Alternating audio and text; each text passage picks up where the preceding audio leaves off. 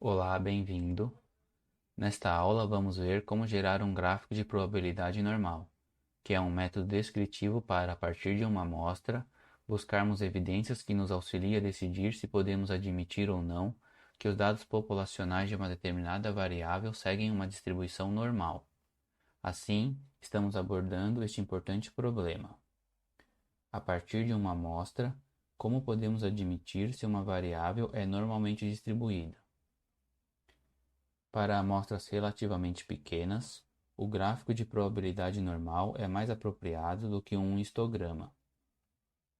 O gráfico de probabilidade normal deve ser avaliado da seguinte forma: se o gráfico for aproximadamente linear, podemos assumir que a variável é aproximadamente normalmente distribuída. Se o gráfico não for aproximadamente linear, podemos assumir que a variável não é aproximadamente normalmente distribuída. Devemos observar que para pequenas amostras, as diretrizes de linearidade acima devem ser seguidas com menor rigor, mas para grandes amostras, a avaliação deve ser mais estrita. Ou seja, para variáveis que seguem uma distribuição normal, podemos esperar que pequenas amostras apresentem pequenos desvios de linearidade, mas quanto maior a amostra, esperamos menos desvios. E também devemos lembrar que a avaliação visual de normalidade é subjetiva, uma vez que o termo aproximadamente linear é uma questão de opinião. Feitas essas considerações, vamos ver como podemos gerar o gráfico de probabilidade normal com Python.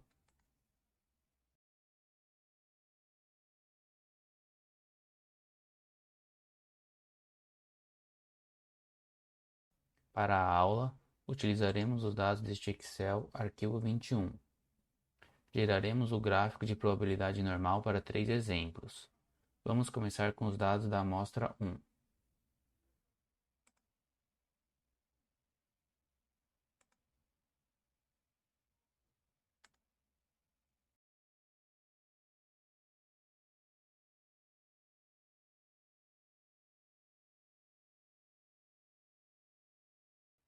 Aqui temos uma amostra do consumo de frango anual para 16 pessoas medido em libras.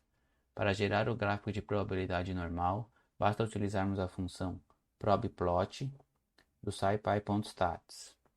Passamos estes três argumentos, sendo o primeiro os dados de nossa amostra e este último plt em referência ao matplotlib.pyplot que importamos acima.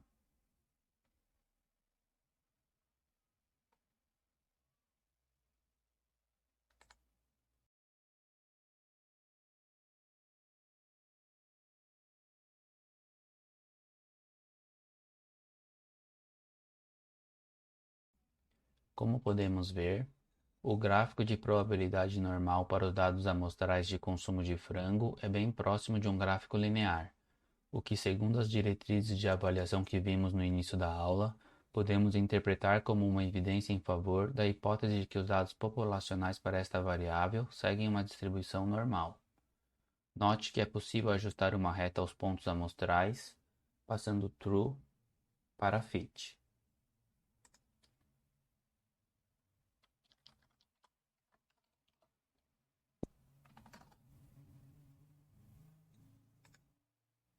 Vejamos o que acontece se passarmos para a função probplot apenas os dados amostrais.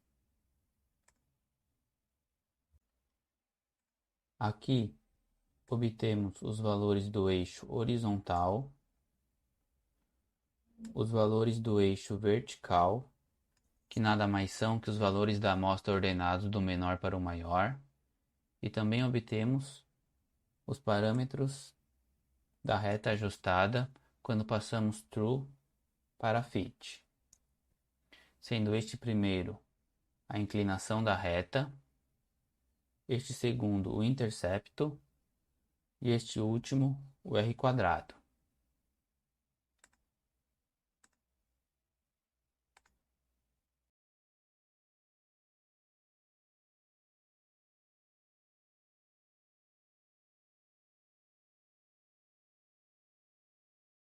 Neste segundo exemplo, Temos 12 dados amostrais de renda pessoal anual em milhares de dólares. Passando essa amostra como argumento para a função probplot, geramos o gráfico de probabilidade normal.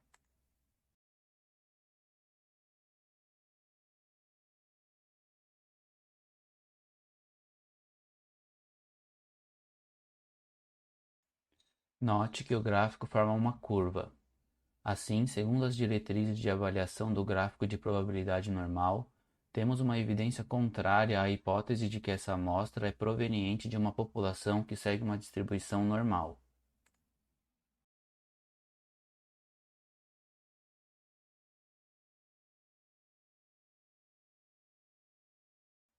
Neste último exemplo, vamos rodar uma regressão por mínimos quadrados ordinários com esses dados amostrais, e depois, utilizando o gráfico de probabilidade normal para os resíduos da regressão, avaliaremos se podemos considerar o termo de erro para os dados populacionais como normalmente distribuído. Estes dados amostrais se referem a vendas de carros Corvette, sendo a primeira coluna a idade do carro medida em anos e a coluna Price o preço do carro medido em centenas de dólares. Aqui temos os comandos para rodar a regressão e aqui temos o atributo que nos permite acessar os resíduos da regressão.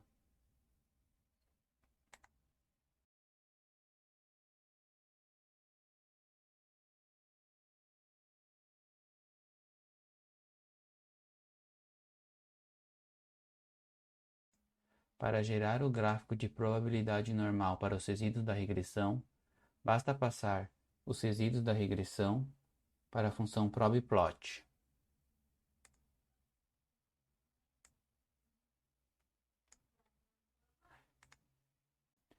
Podemos ver, com o auxílio da reta ajustada, que o gráfico de probabilidade normal para os resíduos é aproximadamente linear, o que podemos considerar ser uma evidência a favor da hipótese de normalidade do termo de erro.